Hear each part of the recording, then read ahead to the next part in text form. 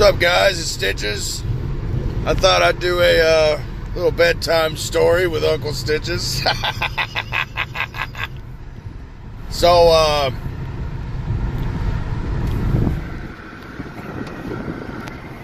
when I was living in Florida, I had a buddy of mine. His name was Bob Sherwood, and both of us had dogs.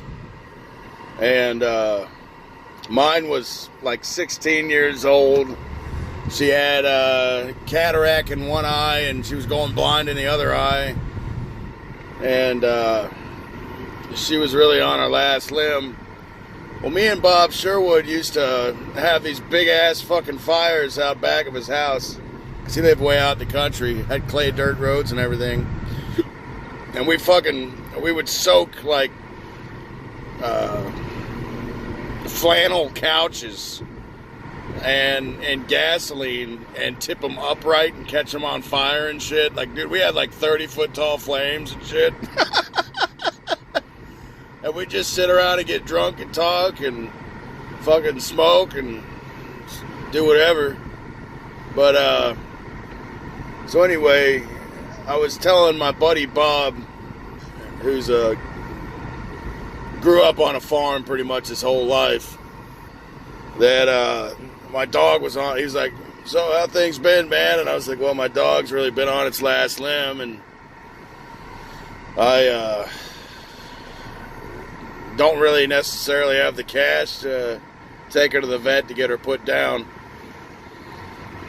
I mean, I did, but I would have been struggling like a motherfucker if I did. I think they wanted like $250 for it. So, he's like, well, he had a dog who was pretty old too. He had a golden retriever. Big, it was a male, with a big, huge fucking skull on it. And, that'll be important later.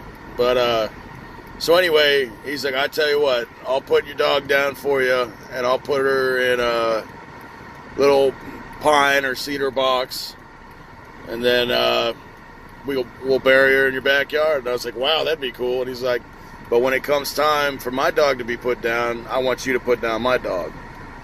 I was like, oh, okay, yeah, shit. I mean, fuck, if that'll save me $250. And at the time, I wasn't really giving much thought about it. Well, he took the dog, and a couple hours later, he brought her back. He already had the box made, and we buried her in the backyard, and everything was really fucking nice. But, so about, I mean, we hung out here and there, maybe fucking every other weekend or so, just getting drunk as shit, starting fires. And, about a year and a half rolled around, and Bob called up my phone and he said, hey man, you remember that deal we had?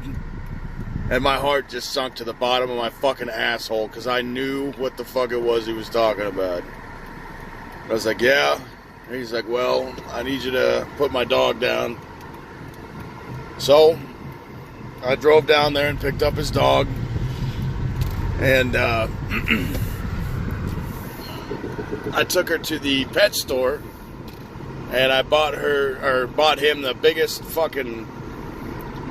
bone that I could find there. Was $28, and it was like 2 foot long and the size of like half of a basketball. I mean, it was fucking, like the ends of it were like the size of like fucking half a basketball. It was huge fucking bone, and it had that brown coating on it that dogs like. So I got him this big ass bone, and I get back to the house and I roll out a tarp, and I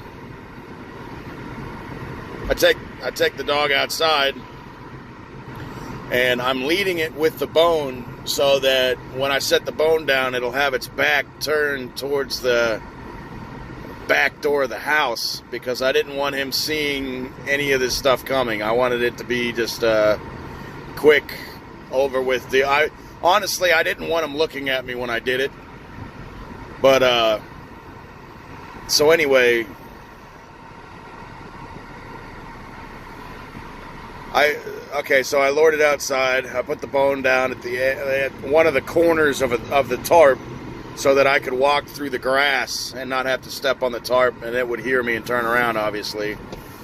I went inside, and I had a CXC double barrel 12 gauge side by side that fired 3.5-inch Magnum rounds. I'd never killed an animal before, so I didn't really know much about anything, and I wasn't really thinking. So I grabbed one 3.5-inch Magnum round slug, and I walked outside, and its tail was just wagging away and just having a great time laying out on this tarp, chewing on this bone. And I walked up behind it and put the gun about 2 feet away from the back of his head. And the in particular shotgun that I had was the CXC. It was a Stagecoach replica. So the barrel was like 22 inches long, which is excessively fucking short. It's really only good for birdshot or buckshot. Birdshot specifically. But, I mean, the accuracy with the slug is fucking awful in that thing. But it can shoot slugs without it destroying the barrel. So, I put it about 2 feet away from the back of his head, cocked it back, and fired. Just... And I hit him square in the back of the fucking head, right above his neck bone. And I shit you not, this dog was laying down on its side, and it turned its fucking head and was staring at me. Its eyes were looking at me like, why did you do this to me? So I fucking ran back inside. I grabbed the whole fucking box of buckshot. 3.5-inch Magnum round fucking buckshot. And I fucking put 2 in. I ran back out. And the whole time my girlfriend was screaming, oh my God, what happened? What happened? And I was like, it's not dead. It's not dead. And I came running outside behind it. And I popped 2 more fucking rounds in the back of its head. And what did it for me when I was, right as I had turned around to run away, its fucking like legs were moving. I thought I didn't kill it. So I put 2 more rounds in its head, and his head was nothing but skin. Basically, his head was gone, and there was nothing but a nub of a neck bone left hanging out. And I never knew that dogs had that much blood in them. Oh my God. Dude, there was a fucking pool of it. It had to have been at least fucking 10 gallons of blood. Like, let me wait till this thing fuck-ass passes. Dude, there had to be like fucking 10 gallons of blood, man. When I was stepping on the thing, it was like soaking into my shoes. So I wrapped him up after all that. I later on found out that it's normal for animals' bodies to twitch, and that he was gone with the first bullet. When I explained that to somebody who'd actually been hunting before, they were like, oh no, he was gone. That's normal. But at the time, I didn't know that. So I rolled the thing up, and its face was nothing but a gigantic fur flap. I rolled the thing up in the tarp, and kind of like a burrito formation, and I put it in ended up putting it in a cedar box that I had made. I took it out to my buddy's house in my Chevrolet S10, and he asked how it went, and I said, quick and painless. I didn't have the heart to tell him exactly what happened, because he had enough respect for me not to tell me what happened. So I didn't want to think about it. And for 3 days, for 72 hours, I didn't eat a fucking thing. I ate nothing.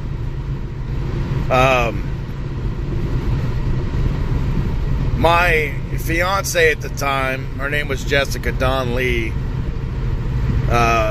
She made she even made my favorite meal.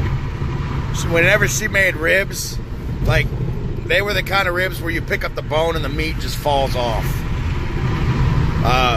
But ribs, mashed potatoes, and corn on the cob is my absolute most favorite fucking meal in the world.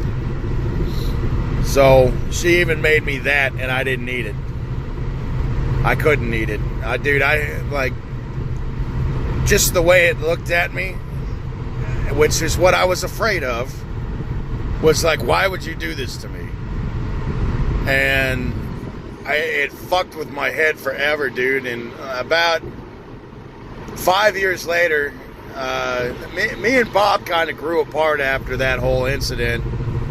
I really didn't talk to him a whole lot after we buried his dog in his backyard, but he got a hold of me like 5 years later and asked me how shit had been going and all this, and that he was getting ready to move, so he's just gonna I guess leave the stone up that he had fucking carved up with his dog's name in it. And which is kind of weird. I probably would have got rid of that if I was selling the place, but whatever. But I asked him what kind of a rifle did he use, and he said, "Oh, I used a 22 long rifle. What kind did you use?" And I said, "I used a 3.5-inch Magnum round double barrel 12 gauge." And he said, "What the fuck?" He's like, "That must have been a fucking mess." And I was like, "Honestly, I didn't want to tell you, but yeah, it was a fucking mess, dude." And he was like, "Dude, you're supposed to use a low caliber small bullet, and you just put one right in the back of its head and they're gone, just like that." He's like, "I bet you blew its fucking face apart." And I was like, "I did." I can laugh about shit like that now, because at the time, dude, it made me so sick to my fucking stomach to think about that. I don't know, man. It was not pleasurable at all. It was kind of horrifying. But, you know, my recommendation for anybody who's like, "Oh, well, shit, my dog's on its last limb and it's going to cost $250 to put it down," go ahead and pay it. Don't do it yourself. That would be my recommendation. Go ahead and spend the $250, dude. Because if you have to do it yourself, it's fucking... I have nightmares about it every now and again, dude. Like, it stays in your head. But, yeah, I would definitely... If you got an animal that needs to be put down, take it to a vet to get it done. Don't do it yourself. And don't have your buddies do it either. Because that... Putting somebody... I would never wish that on my worst enemy, dude. Like, I would never put anybody through that, because that's kind of... It's one thing... I'm a pest control technician. It's one thing when you're cryogenically freezing raccoons to humanely euthanize them. It's another when, you know, you're using air rifles for squirrel reduction. Fuck out of the way. And it's different when it's somebody's family pet, because you know that they grew up with that pet. You know what I mean? That pet meant it's almost like killing a family member, dude. So it's just pay the $250. That's all I'm saying. But yeah, for all of you that are getting ready to go to bed, that's your goddamn goodnight story. So shut the fuck up and go to sleep.